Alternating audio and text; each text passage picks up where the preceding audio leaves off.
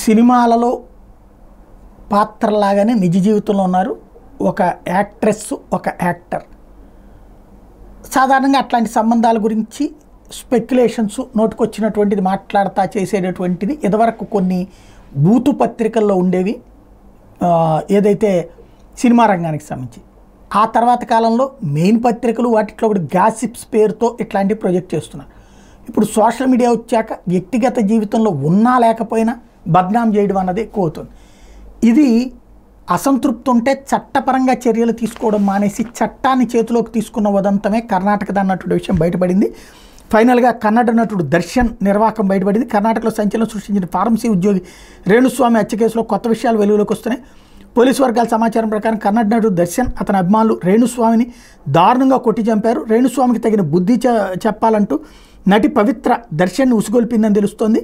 తన అభిమాన సంఘాల సమన్వయకర్త రాఘవేంద్రను ఈ పనికి దర్శన్ పురమాయించాడు. రాఘవేంద్ర తన భర్తను ఇంటి సమీపంలో వాహనం ఎక్కించుకుని తీసుకెళ్లాడని రేణుస్వామి భార్య చెప్పారు.